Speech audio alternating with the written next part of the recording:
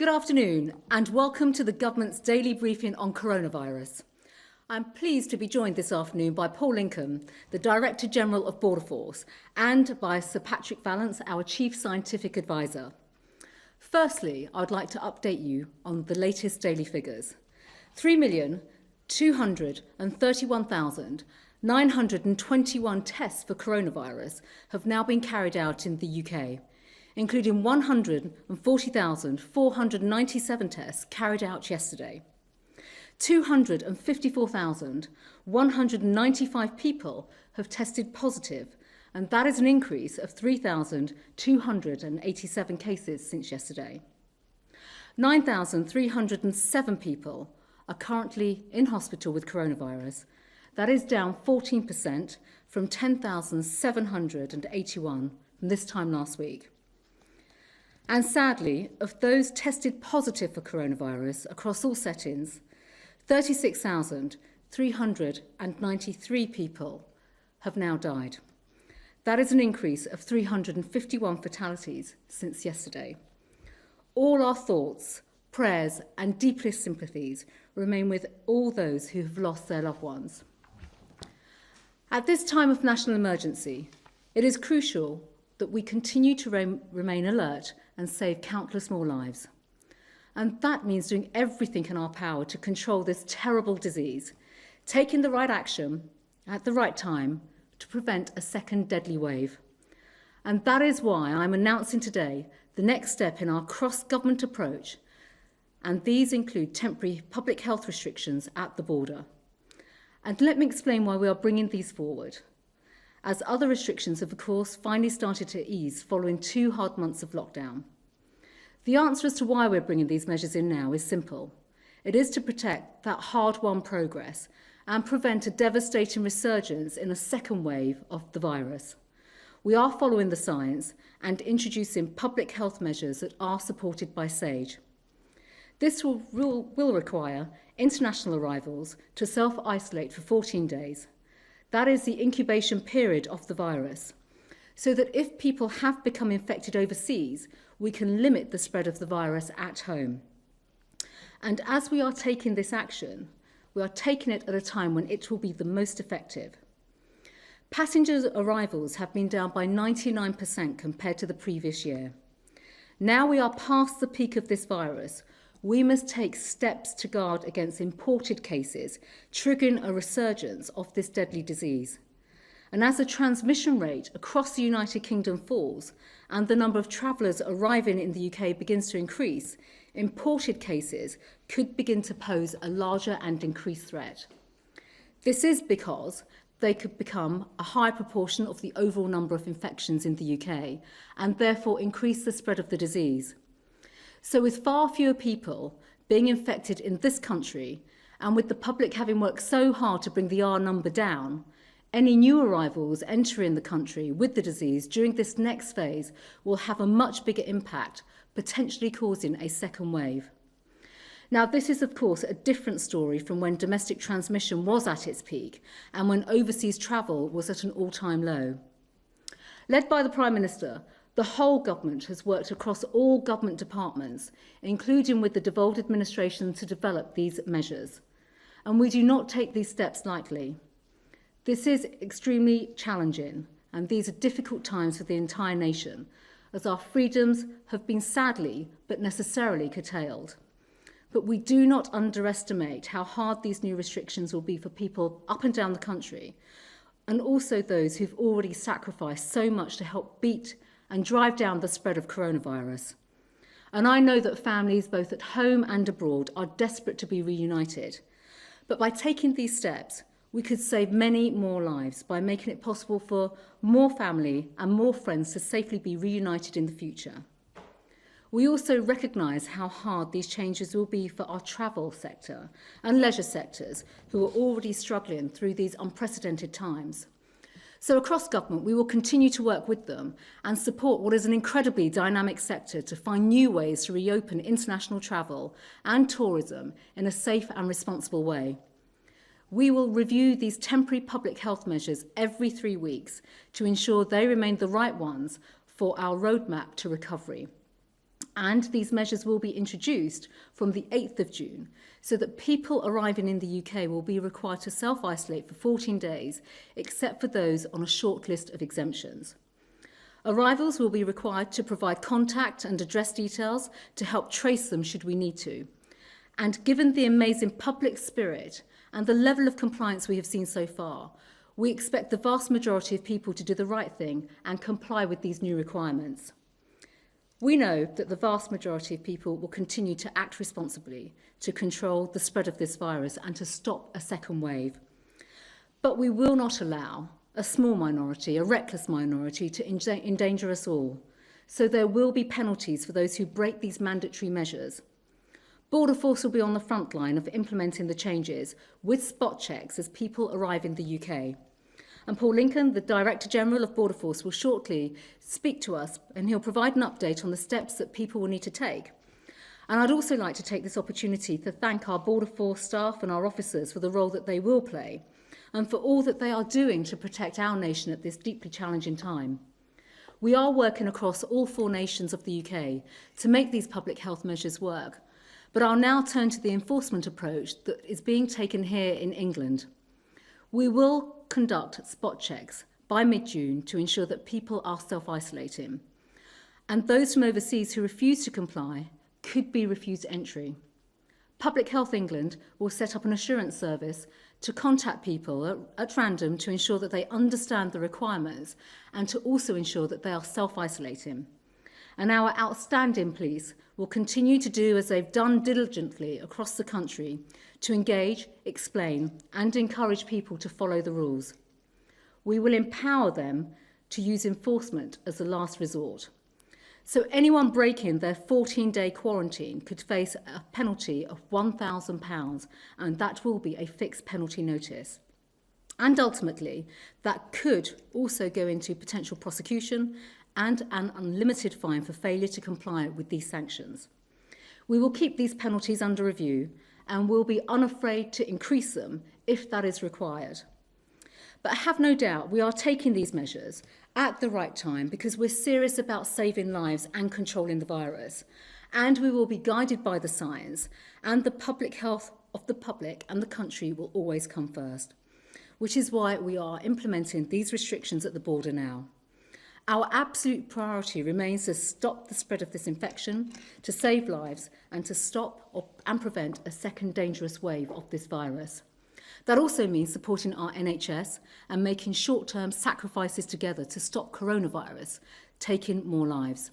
I'm now going to hand over to Paul Lincoln from Border Force, who will update us. He'll provide an operational update, but also talk about the measures and how they will be implemented. Thank you. Paul. Thank you, Home Secretary. Before we consider the health measures at the border, let me start by paying tribute to Border Force officers and staff, saying how proud I am for the professionalism and dedication which has been shown during this pandemic. In some areas, the context of our work has changed. This is most prominent area, of course, is in air passenger arrivals, whereas the Home Secretary has said at times they have been down 99% compared with the previous year. But elsewhere, the work has continued relentlessly. So despite the threats and challenges posed by coronavirus, Border Force staff have been working tirelessly, day in, day out, in ports and airports, hand in glove with operational partners such as the National Crime Agency and counter-terrorism policing. And this is to keep the country safe and facilitate the repatriation of UK nationals from abroad. Throughout this crisis, they've remained on the front line, and they have needed to. Organised crime groups and those who wish to do the country harm take every opportunity that every crisis provides, and we have seen some abhorrent attempts to exploit vulnerable people as a result of coronavirus. So as an organisation, we have turned to face the threat. Last month alone, Border Force seized more than 700 kilograms of cocaine and heroin destined for our streets, some of which were concealed inside shipments of face masks. In the last few days alone, we see significant amounts of contraband, including an AK-47 assault rifle, ammunition, nearly £500,000 of illicit cash, and 20 tonnes of smuggled tobacco.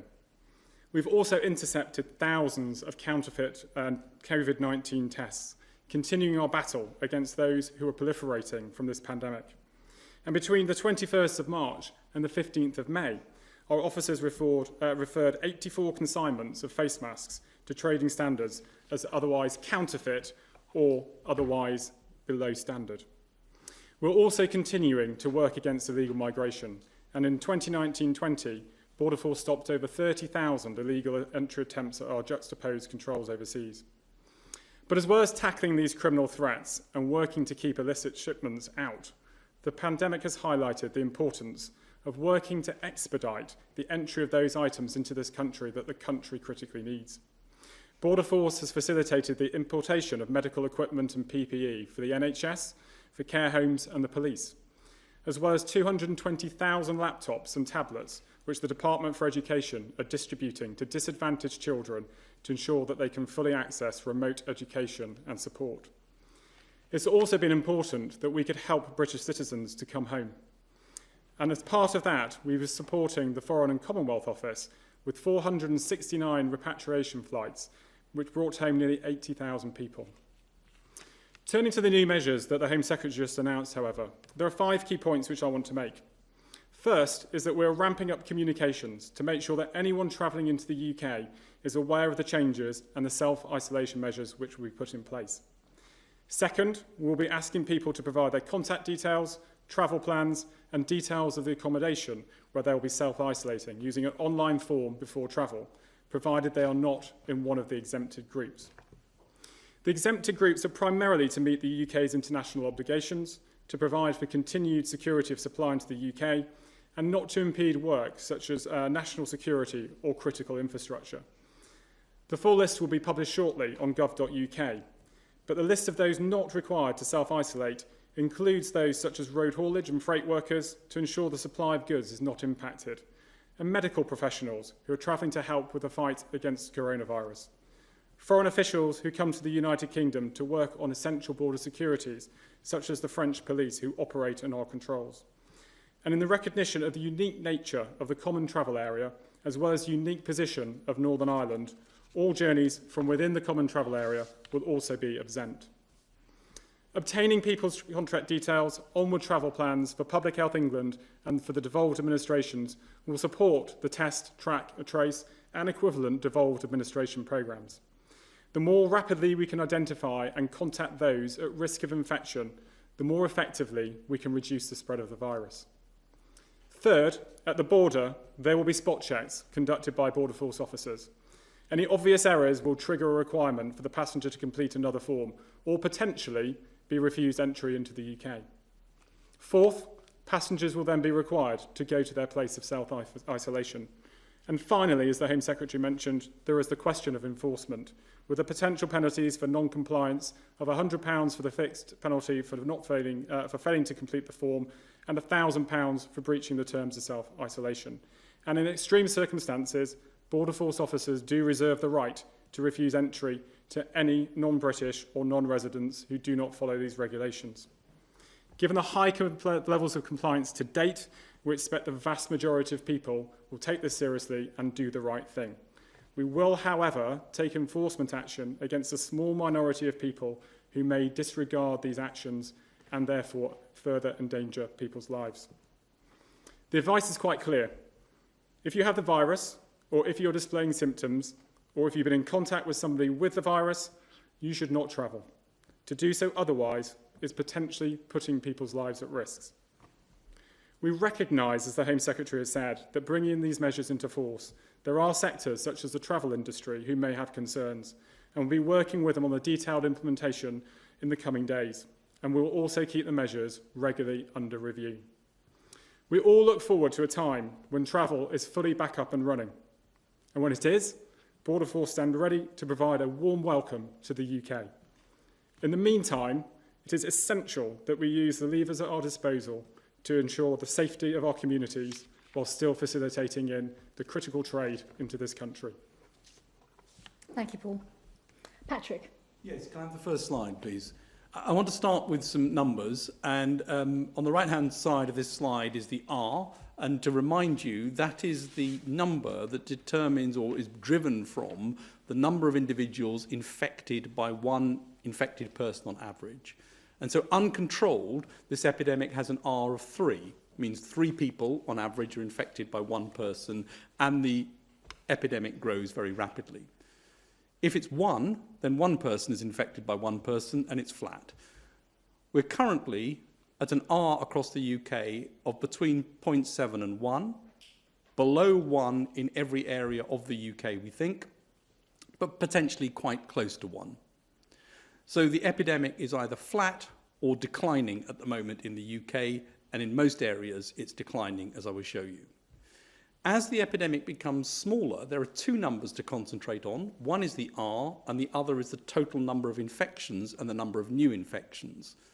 On the left-hand side of this slide are the numbers that come from the Office for National Statistics survey, where they've been to 14,500 individuals and taken swabs to see who's infected and also to see over time who becomes infected.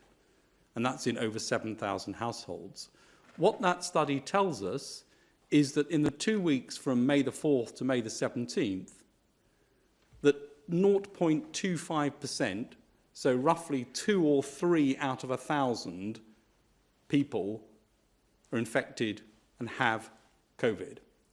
That comes to a number of about 137,000 across the country. It could be bigger than that or smaller. These have got wide confidence intervals, but that's the sort of number. The second important number is the number of new infections. So this is people every week who are getting a new infection. And here, the number looks like about 61,000 people per week at the moment, which turns out to be roughly 1 in 1,000 or so people every week are getting an infection. So that's the sort of order we are. The epidemic is shrinking, and the numbers will come down, but these are the numbers we need to keep an eye on, because the lower we can get these numbers, the more possible it is to release measures and also to operate the test, trace and contain system that's being put in place. Next slide, please. Just to show you what this means, and I've said repeatedly that this slide is difficult because the number of cases tested here and the number of people who are positive isn't a reflection of the total number. I've just shown you in the previous slide the total number. But what you can see in this slide is the number of tests being done per day have gone up a lot in the pink columns. The number of people confirmed as a result of that is going down in the green. And this is from 21st of March, where we saw the peak to the top, and now it's coming down. So it's consistent with the idea. The number of infections in the community are coming down day by day, but quite slowly for the reasons I've said. Next slide, please. As you would expect, if the number of people infected is going down, so are the number of people admitted to hospital every day. And here you can see right the way across Wales, England, Scotland, Northern Ireland, the number of people in hospital coming down and the number of people on mechanical ventilators, importantly, are coming down. So we've got numbers of people on ventilators reducing, the intensive care patients, and the number of admissions, here the graph shown for England, coming down over time, each day reducing. This is an important indication that the epidemic is shrinking. Next slide, please. People in hospital with the disease are also reducing. And here you can clearly see the peak when you look at these graphs going from the 20th of March through to the 21st of May, most obvious in London, where you can see a peak occurring around the beginning of April and then coming down now day by day. And you can see it's a bit flatter in other places. So it's not decreasing at exactly the same rate across the country, but wherever you look, it is decreasing. There's clearly some work to be done to make sure it's decreasing everywhere. And these last few numbers are going to be hard to get down, but we've got to keep trying to push them down. The lower the numbers, the better. Next slide, please. And as you would hope and expect that as those numbers come down, infections, people admitted to hospital, people in hospital, people on ventilator beds, so the number of deaths reduce as well. And this shows the number of deaths from the Department of Health and Social Care numbers. They're a little bit higher if you look at the Office for National Statistics numbers, because these are only COVID confirmed, and the ONS numbers contain suspected as well. But what you can see here is a peak that occurred with a reduction now in the number of deaths. And I just want to pause here to say this peak is an artificial peak. It's a peak that we managed to suppress by the things that you have all done, we have all done, to adhere to social distancing. The risk is that if we move too fast and do things in the wrong way, we get a second peak that would look exactly the same, and that's what we've got to avoid. Last slide, please. So as a reminder, as some of the rules around this are relaxed, it's important that we do maintain the social distancing and we do maintain the rules around distance between people and our interactions. And it's really quite encouraging to see that still we've got good information, good knowledge that actually people are adhering to this on the whole. And of course, it's also the case that people are able to do more because of the relaxation of rules, and that's important as well for other health reasons. So everything pointed in the right direction, R between 0.7 and 1, numbers coming down, but we need to keep on with it, and we need to make sure that we don't relax at the wrong time and end up with a recurrence and a growth again of this epidemic. Thank you. Patrick, thanks very much. Thank you. That's very, very clear.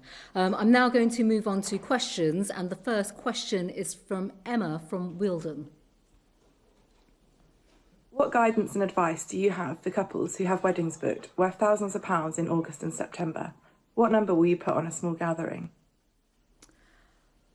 So for those that didn't quite hear that question, the question was what guidance and advice you have for couples who have booked weddings. Now, I'm going to speak about, I've got friends who've also booked weddings and had to cancel weddings. I think we all know people who've been in exactly the same situation. I think we've just heard from Patrick, who's spoken about making sure that we take the right measures in particular to control the virus. But at the same time now, we know that everything that we do in terms of not just working to control the virus, but making sure we take individual responsibility is absolutely crucial. But I think, Patrick, perhaps on this point of gatherings, if you would like to just expand further about the best advice, because obviously we're not encouraging gatherings at all. And we do want to make sure that we can get into the position where people can obviously get back to holding weddings and living as normally as we possibly would like them to. Well, the science advice on transmission is obviously related to the number of contacts you have, the closeness of that contact and the duration of contact. And particularly, we've been aiming to try and break transmission between households and across households and other areas, because that's what's kept this under control. So as any decisions are made about relaxing those sorts of guidelines, and one of the things that's happened is a bit of relaxation in terms of outdoors, where we know transmission is much less likely, but any decisions to relax would need to be based on a risk-based assessment. And so the science can provide some guidance, but it can't choose the number. That obviously has to be a policy decision in terms of how government would like to take that forward. Thank you, Patrick. We have the next question, please. This is from Giovanna from Cambridge, who asks, when will dentists open and how will patients be safely treated? People are living in pain, and delaying even a small problem can become a painful emergency. Patrick, do you want to? Yes, this is really a health question, and not a direct science one, but it is an important one, and it's clear that some professions are more likely to be close to people for long periods, and you may get some sort of aerosolization of some of the sputum and so on. So there are risks in certain professions, and dentistry is clearly one of those where that might be the case. This is being looked at, I know, by the Chief Medical Officer in terms of what could be done to reduce that. And of course, dentists are healthcare professionals who are used to working in environments where there's an infection risk. So I know that this is being looked at very carefully, and I know that the CMO and others are thinking about what the guidance should be that would allow this to happen. And I absolutely recognise that this is a key thing that people want to see open for all the reasons that have been put by Giovanni. Thank you, Patrick. Can we now move on to questions, direct questions from the media? First question is from Tom Burridge, BBC. Good afternoon, Tom. Good afternoon, Home Secretary. I've got one question for you, please, on the quarantine, and then another question from a colleague about schools, if I may. Home Secretary, now that this measure is coming in, is it fair to assume now that most summer holidays abroad will not happen this year? And the second question is, while the risks to children are judged to be relatively low if schools reopen, to what extent might they be more serious for families and for the wider community? Thank you, Tom. Well, I think in answer to your first question, of course, the advice is not about booking holidays right now. We're bringing in these measures for very clear reasons, as I have already outlined this afternoon, and Paul Lincoln has also explained how we're going to bring those measures in. The other point to note as well is, of course, advice from government and the Foreign and Commonwealth Office is you're not to travel, and please follow the advice that they are putting on their website, which is nothing but essential travel. So this is absolutely not about booking holidays.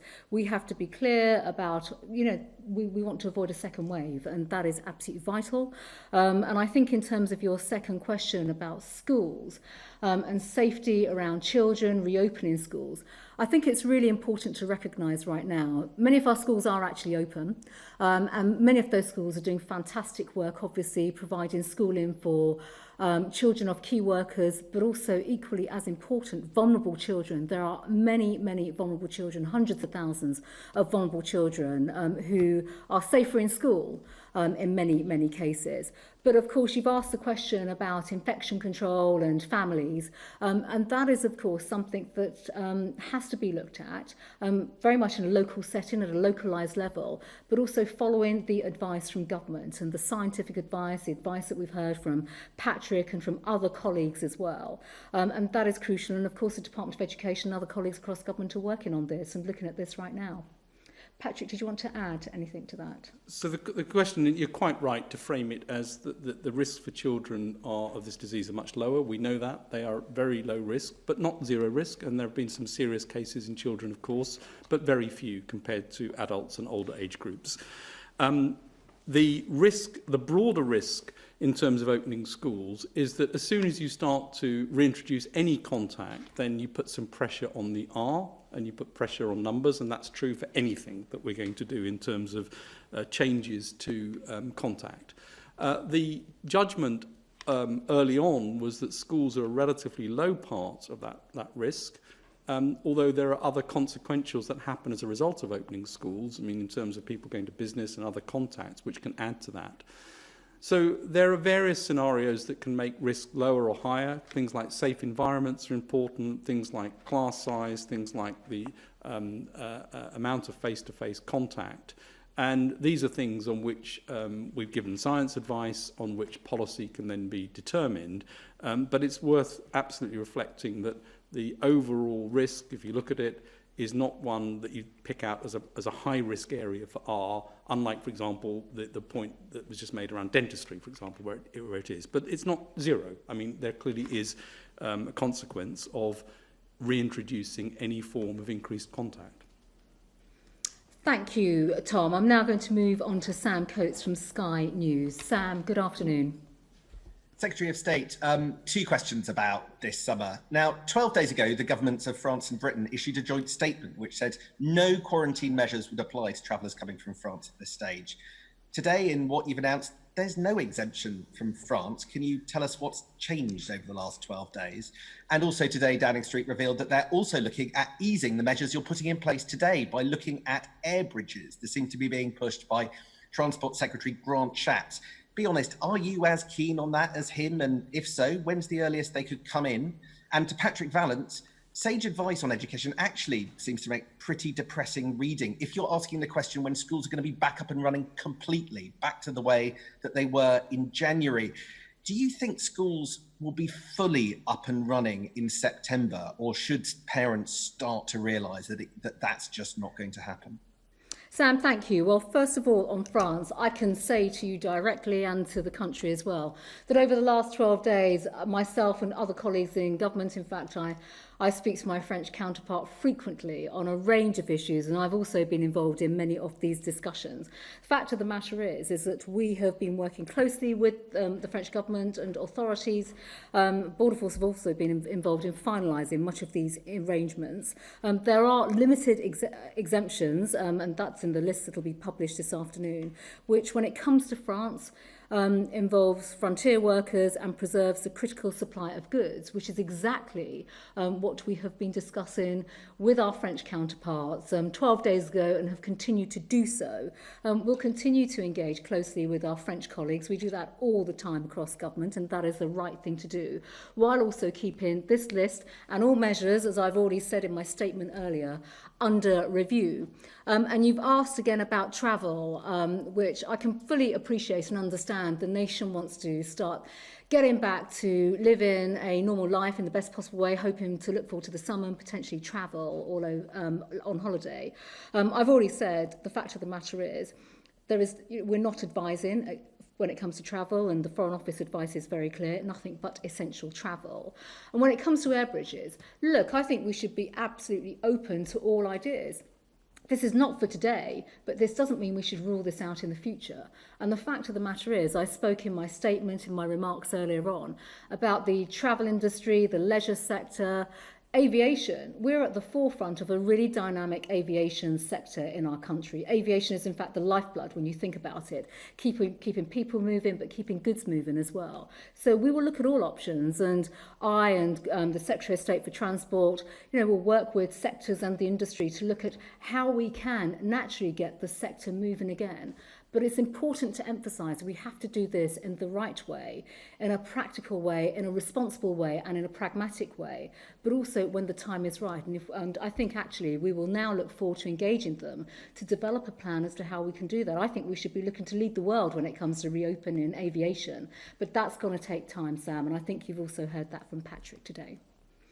Patrick. Well, just to build on that, Chris Whitty has said, and I completely agree with him, this is not a 3-month epidemic. This is a long-term thing that we need to deal with that will require some form of social distancing over a longer period until we get some form of treatment or vaccine or other intervention which allows us to manage it another way. So this is a long-term thing. I'm not going to speculate on when decisions will be made by government on schools. That's for government to decide.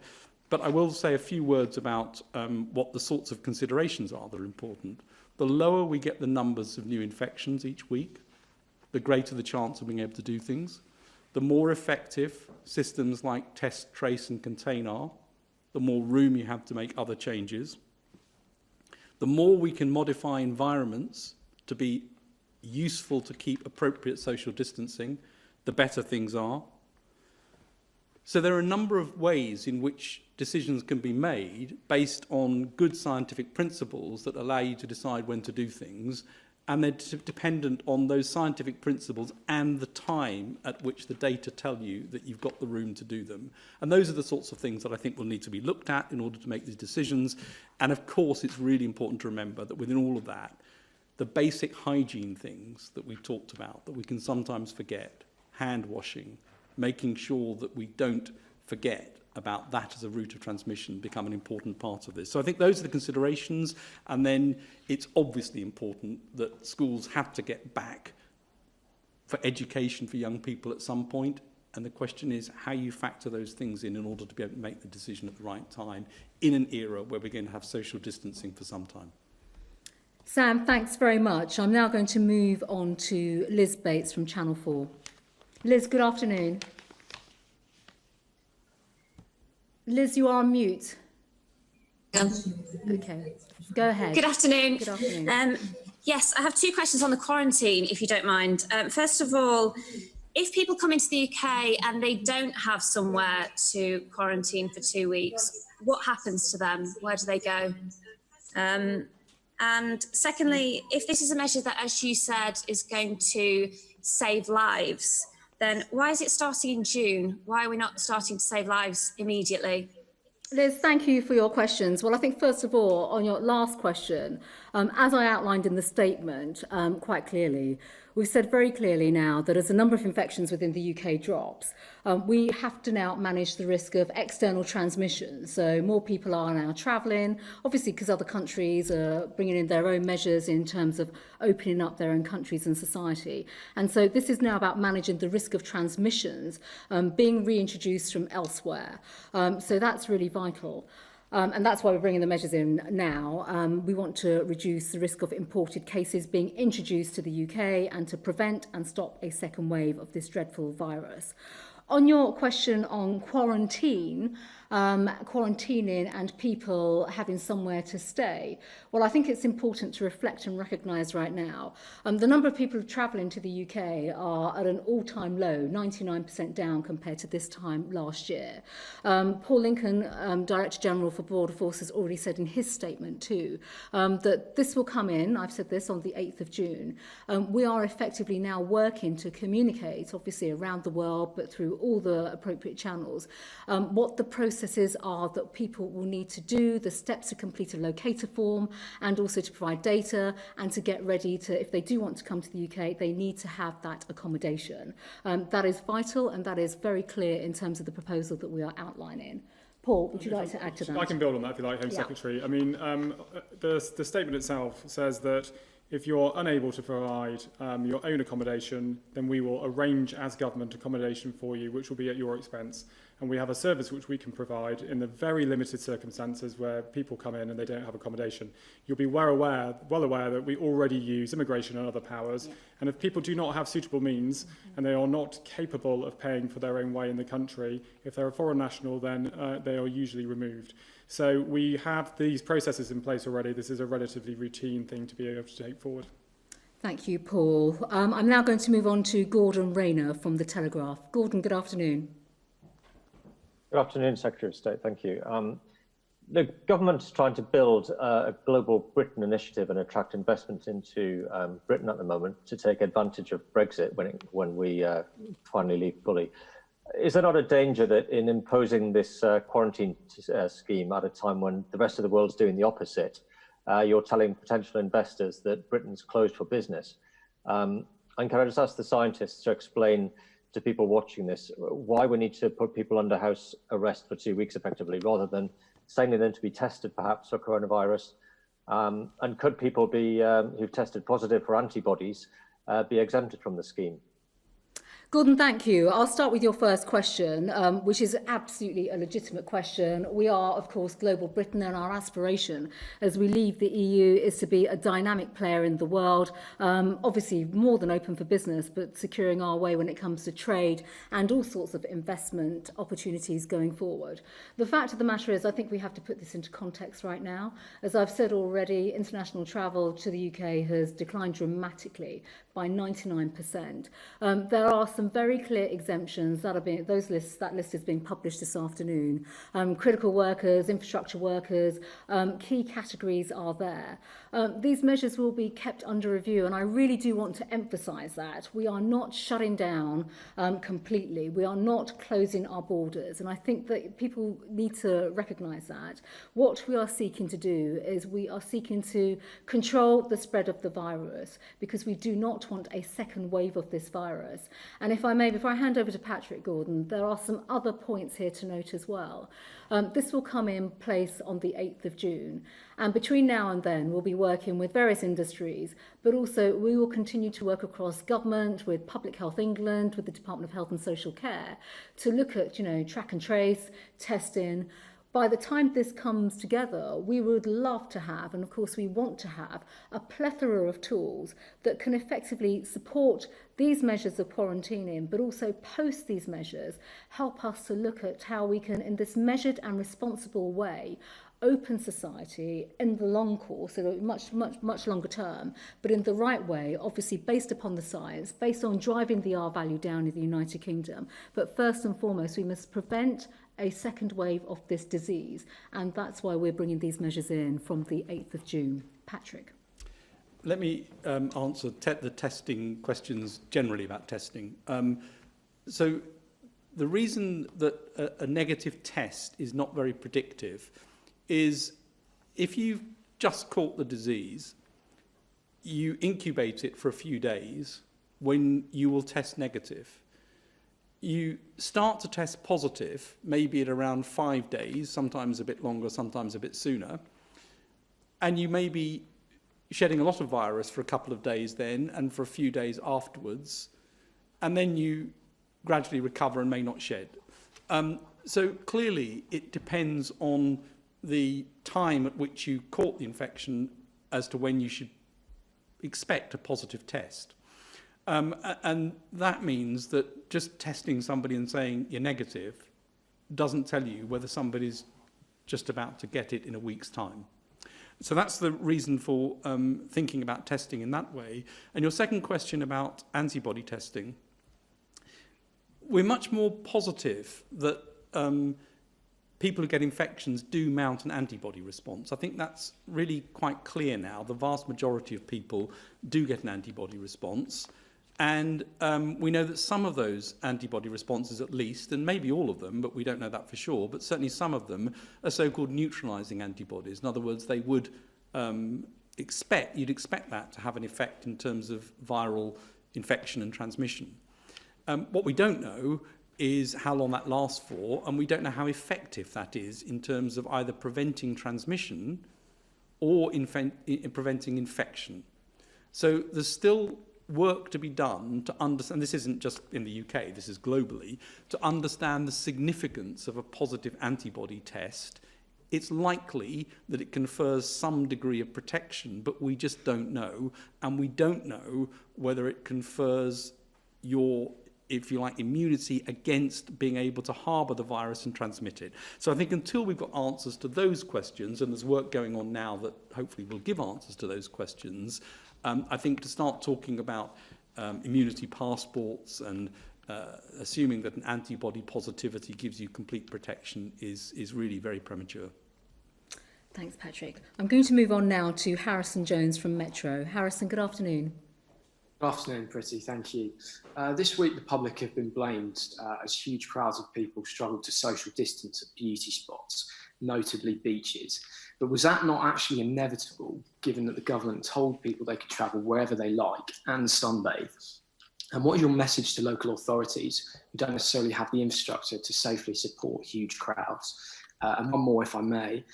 Yesterday, you described those working in the NHS and social care as heroes. Many of those heroes were born abroad, and we clap them every week.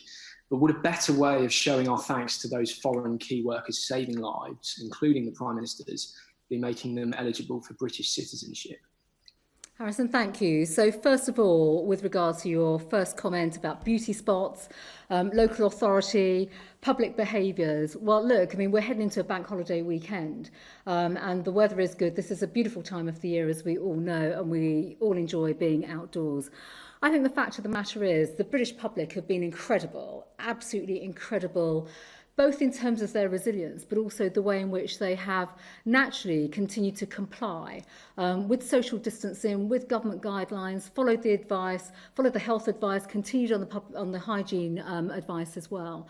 And that's been vital, as we've seen from the graphs that Patrick showed earlier on, in terms of moving past the peak and now trying to reduce and control the spread of this virus. I think it's absolutely vital and important that we continue to do that. It is inevitable that obviously the public will be out and about a lot more. But of course, our message is clear for the public. Yes, enjoy being outdoors. We have encouraged people to go out, but we have put a very clear caveat around that. And this is all conditional. You can enjoy being outdoors in the sun, providing you are following the advice, and we continue to stop and contain the spread of the infection. The second point about local authorities is, of course, we are seeing this now become a discussion much more about different parts of the country and the localisation of behaviours, but also controlling the spread of this disease too. And local authorities have an enormous role to play, and they are. I pay tribute to them in terms of the work that they are doing. They've had a great deal of government support also in terms of putting in practical measures too, to continue to support people in the community and to control the spread of the virus. But what I would say is obviously we've got to stick with this, okay? We've all made big sacrifices. We do not want to go back to where we started before, and there is still much more work to do. And in answer to your question, yes, about our NHS heroes and those who are quite frankly working day and night right now to save lives and to continue to do amazing work in the NHS. I've said from day one, actually, the last time that I was here on this podium, that we keep all our immigration measures under review, given these unprecedented times and challenges. I'm also going to say, primarily because I did introduce the Immigration and Social Security Bill in the House of Commons this week as well, which is all about bringing in a points-based system. Our immigration system is incredibly complex, and I think this crisis has demonstrated that and shown the extent of that complexity too. You've mentioned citizenship and changes that we could bring in. That would need legislation going forward, but as I said, we keep everything under review. I'm now going to go over to Rob Merrick from The Independent. Rob, good afternoon. Good afternoon. Thank you, Home Secretary. And in recent days, you've made some announcements that are being widely welcomed to include hospital porters and cleaners within the bereavement scheme, to waive the immigration surcharge for health and care workers. In each case, the government listened, the government changed its mind. So will you now do the same to give automatic visa extensions to care workers and low-paid NHS staff who are risking their lives at the epicenter of this crisis? Why should doctors and nurses get those automatic extensions but not their colleagues? Rob, thank you for your question. And again, as I've just said already, the work that we're seeing across the NHS is just absolutely incredible. And I've also just made the point as well that, this is difficult in terms of we've seen the complexities around immigration, but right across the immigration system, through these unprecedented times and challenges, we are supporting frontline health workers, social care workers, and obviously we're finding ways in which we can support other care workers as well across the NHS. Our immigration system is incredibly complex, and I've said that I'm looking at various schemes. We keep everything under review. In fact, this point was made earlier this year as well with the Law Commission's own report on immigration rules, where our system is complex. I want to simplify some of these rules, I really do, and so we're now looking at what changes we can bring in, very much in the same way as was announced yesterday around changes to the immigration health surcharge. I'm working across government with my colleagues, including the Department of Health, to look at what we can do in this particular space. Thank you, Rob. I'm now going to bring this press conference to a close. But before I do, I want to just pause to remember those who fell victim to something very different, actually, and people that fell victims to incredibly despicable acts of terrorism on this day. 3 years ago, on from the Manchester Arena atrocity, and 7 years after the horrific murder of Lee Rigby, we remember the innocent victims who were so viciously and so brutally struck down. My thoughts, and all our thoughts across the nation, are with everyone who lost their loved ones and suffered on this incredible, difficult day. We will always remember them. Thank you.